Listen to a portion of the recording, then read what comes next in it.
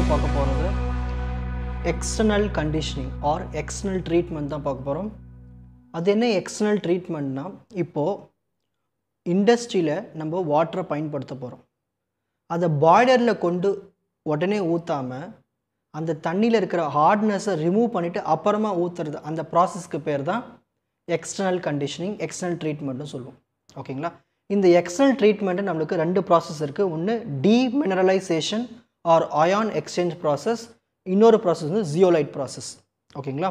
சரி, இந்த வீடியோ நம்ம பார்க்க போகிறது demineralisation or ion exchange process தான் பார்க்க போகிறோம்.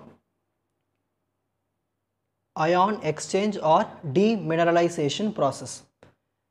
இந்த ப்ராசஸ் என்ன பண்ணோம்னா, தண்ணியில் இருக்கிற எல்லா அயான்ஸும் ரிமூவ் பண்ணிடும்.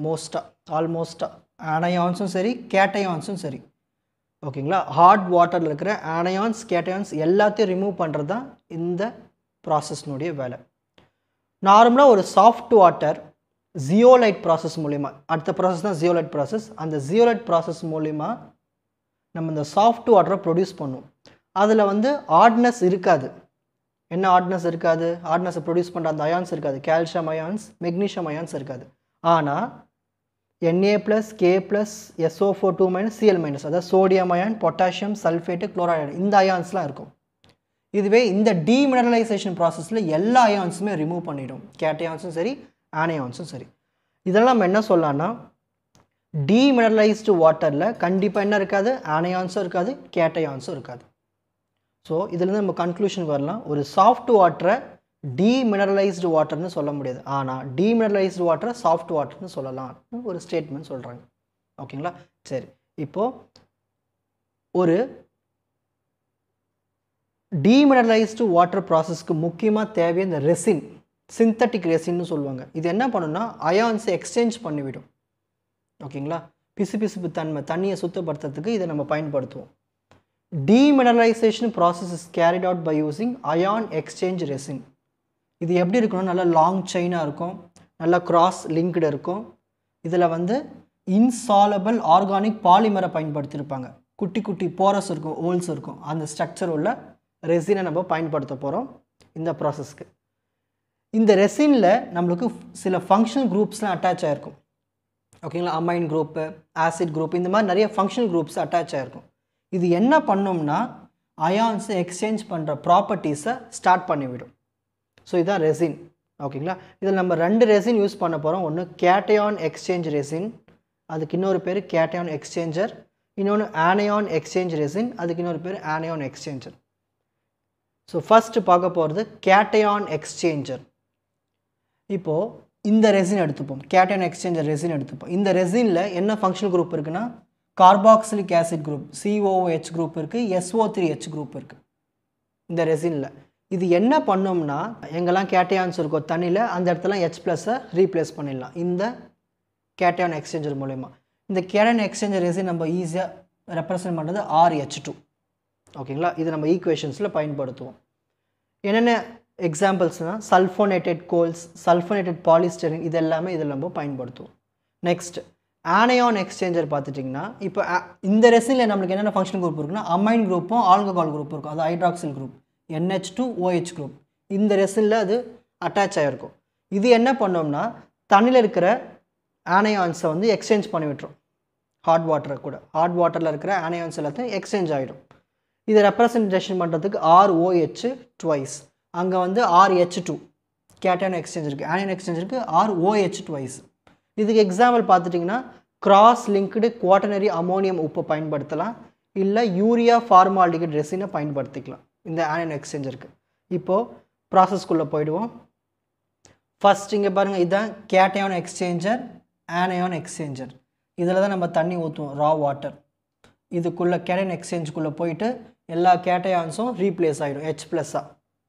திரும்ப இந்த இடத்துக்கு வரும், அப்படியே இங்கே போகுது. இப்போ ஆனயான் எக்ஸ்சேஞ்சருக்கு போகுது. ஆனயான் எக்ஸ்சேஞ்சருக்கு போய்ட்டு என்ன ஆகும்?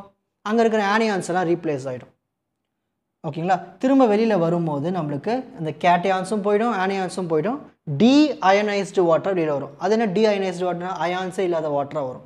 கேட்டயான் அயன்ஸ்லாம் இல்லாமல் வாட்டர் வரும்.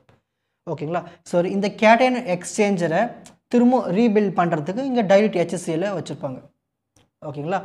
இந்த ஆனியன் எக்ஸ்சேஞ்சரை திரும்ப ரீபில்ட் பண்ணுறதுக்கு சைடில் டைல்யூட் சோடியம் ஹைட்ராக்சைடு வச்சுருப்பாங்க. ஸோ எப்போல்லாம் அது வந்து எக்ஸாஸ்ட் ஆகுதோ அப்போ திரும்ப ரீபில்ட் பண்ணுறதுக்கு இந்த டைல்யூட் HCl இந்த பக்கம் போகும், டைல்யூட் சோடியம் ஹைட்ராக்சைடு இந்த பக்கம் போகும். இதுதான் அந்த ப்ராசஸ்னுடைய எக்ஸ்ப்ளனேஷன். ஸோ முதல்ல இந்த ஹார்ட் வாட்டர் கேட்டையான் எக்ஸ்சேஞ்ச் காலம்குள்ளே தான் போகும்னு சொன்னோம் இல்லையா? அது போயிட்டு என்ன பண்ணோம்னா அங்கே இருக்கிற கேட்டையான்ஸ் எல்லாத்தையும் முதல்ல அப்சர்வ் பண்ணும். என்னென்ன கேட்டையான்ஸ் இருக்குது? Calcium 2+, magnesium 2+, Na+, K+. இது எல்லாமே ஹாட் வாட்டரில் இருக்கும்.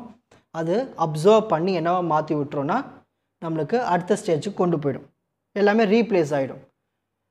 RH2 இதுதான் வந்து கேட்டையான் எக்ஸ்சேஞ்சருக்கான ரெப்ரசன்டேஷன். ஓகேங்களா? RH2 இது கூட நம்ம என்ன பண்ணுறோம்னா தண்ணியில் இருக்கிற கால்சியம் உப்பு, கால்சியம் குளோரைடு, அப்புறம் மெக்னீஷியம் உப்பு இருக்குது, மெக்னீஷியம் சல்ஃபேட், அப்புறம் சோடியம் உப்பு இருக்குது, சோடியம் குளோரைடு. இது மூணுத்து கூட ரியாக்ட்னா என்ன நடக்குது பாருங்கள். இந்த ஆரும் இந்த சிஏவும் ஒன்று சேர்ந்து RCA, இந்த ஆரும் இந்த எம்ஜியும் சேர்ந்து RMG, இந்த ஆரும் இந்த எண்ணெயும் சேர்ந்து RNA.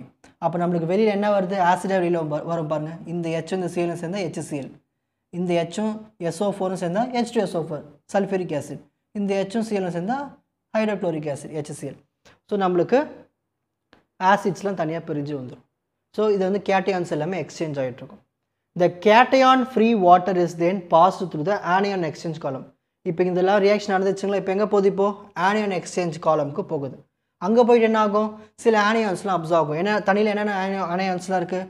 Cl-, குளோரைட் அயான் இருக்குது, சல்ஃபேட் அயான் SO4 அயான் இருக்குது, ஹைட்ரஜன் கார்பனேட் அயான், இது எல்லாமே தண்ணியில் இருக்கும். இது எல்லாமே என்ன ஆகும்னா அப்சர்வ் ஆகும்.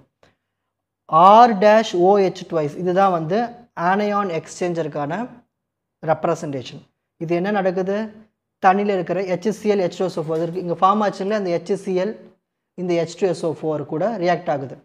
இந்த R- இந்த Cl-ம் சேர்ந்து R-Cl2, இந்த H இந்த OHம் சேர்ந்து வாட்டர் அடியில் வந்துடும். ஸோ நம்ம லாஸ்ட் ஸ்டேஜ் நம்மளுக்கு வாட்டர் மட்டும் வந்துடும். இங்கே பாருங்கள், இந்த R- இந்த SO4ம் சேர்ந்து R-SO4, இந்த Hம் இந்த OHம் சேர்ந்து வாட்டர். அப்போ நம்மளுக்கு லாஸ்ட்டில் நம்மளுக்கு கிடைக்கிறது என்ன வாட்ரு? டீமினரலைஸ்டு வாட்டர். அதாவது எந்த ஒரு கேட்டையான்ஸ் ஆனியான்ஸ் எல்லாமே ரிமூவ் பண்ண வாட்டர். ஓகேங்களா? ஸோ நம்மளுக்கு ஃபைனலாக இந்த ஆனியான் எக்ஸ்சேஞ்சர்லேருந்து வரக்கூடிய தண்ணி தான் நம்மளுக்கு கேட்டையான்ஸும் ஆனியான்ஸும் இல்லாத தண்ணி. அந்த தண்ணி தான் நம்ம டீமினரலைஸ்டு வாட்டர்னு சொல்லுவோம். ஓகேங்களா? சரி, இப்போ cation exchange resin, anion exchange resin இருக்குங்க இல்லையா? அது காலி ஆகிடுச்சு, எக்ஸாஸ்ட் ஆகிடுச்சுன்னா திரும்ப ரீஜெனரேட் பண்ணுறதுக்கு நம்ம என்ன பண்ணோம்னா ஒன்று HCl ஆசிட் இல்லை சல்ஃபூரிக் ஆசிட் ஊற்றணும். இதுவே ஆனியான் எக்ஸ்சேஞ்ச் ரெசின் காலி ஆகிடுச்சுன்னா அந்த சொன்னலையே அது காலி ஆகிடுச்சுன்னா அதுக்கு என்ன பண்ணணும்னா டைல்யூட் சோடியம் ஹைட்ராக்சைடை உள்ளே அனுப்புவாங்க. அதோட ஈக்குவேஷன் தான் இப்போ RCA + 2HCl, அதை HCl ஊற்றுறாங்க. இது என்ன ஆகும்னா இந்த ஆரும் இந்த ஹெச்சும் ஒன்று சேர்ந்து RH2, திரும்ப அந்த கேட்டையான் எக்ஸ்சேஞ்சர் வந்து ஃபில் ஆக ஆரம்பிச்சோம். இந்த கால்சியம் இந்த குளோரின் சேர்ந்து கால்சியம் குளோரைடாக ஃபார்ம் ஆகிடும். இதே மாதிரி தான் இப்போ Na உப்பு இருந்துச்சுன்னா RNA + HCl, இந்த ஆரும் சிஎல்லும் இந்த ஆரும் ஹெச்சும் இங்கே வந்துடும், Naவும் சிஎல்லும் சேர்ந்து வெளியில் வந்துடும். அப்போது கேட்டையான் திரும்பவும் அந்த கேட்டையான் எக்ஸ்சேஞ்ச் ரெசின் திரும்பவும் நம்மளுக்கு உருவாக்குறதுக்கு இந்த ப்ராசஸ். அதாவது ஒன்று HCl ஊற்றலாம், இல்லை H2SO4 சல்ஃபூரிக் ஆசிட் ஊற்றிக்கலாம். நெக்ஸ்ட், இதுவே ஆனியான் எக்ஸ்சேஞ்ச் ரெசினை நம்ம திரும்ப உருவாக்கணும்னா சோடியம் ஹைட்ராக்சைடு போடணும்.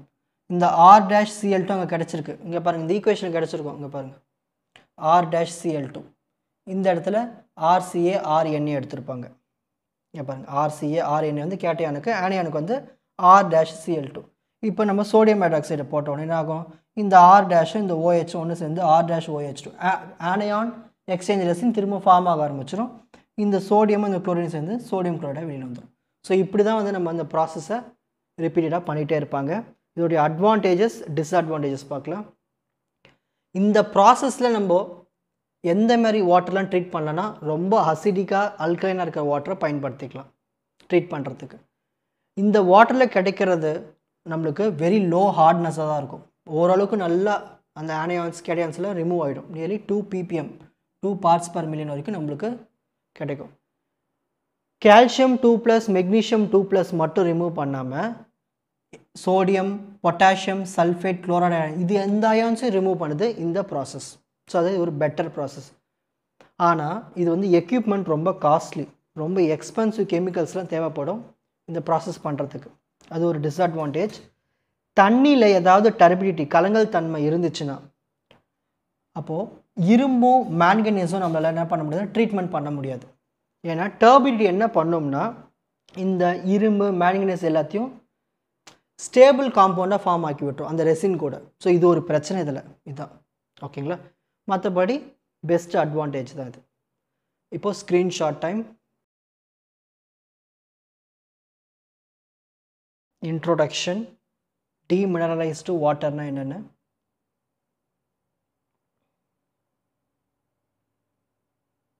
நெக்ஸ்ட் ரெசின்னா என்ன, அதில் cation exchange resin, anion exchange resin. Cation எக்ஸ்சேஞ்சர்னா என்ன, அதோடைய ரெப்ரசன்டேஷன் எக்ஸாம்பிள். ஆனையான் எக்ஸ்சேஞ்சர்னா என்ன, அதோடைய ரெப்ரசன்டேஷன் எக்ஸாம்பிள். இதோடைய ப்ராசஸ் டயக்ராம். ஃபஸ்ட்டு என்ன ரிமூவ் பண்ணுது தண்ணியில், அதோடைய ஈக்குவேஷன்ஸ். அப்புறம் அது எதெல்லாம் ரீப்ளேஸ் ஆகுது, அப்புறம் ஆனையான் எக்ஸ்சேஞ்சர் ரெசினுக்கு போகுது, அதோட ஈக்குவேஷன்ஸ். ஃபைனலாக நம்மளுக்கு டீமினரலைஸ்டு வாட்டர் கிடைக்குது. Cation exchange resin, anion exchange ரெசினை எக்ஸாஸ்ட் ஆயிடுச்சுன்னா அது எப்படி ரீஜெனரேட் பண்ணுறது, அதுக்கான ஈக்குவேஷன். Advantages, disadvantages.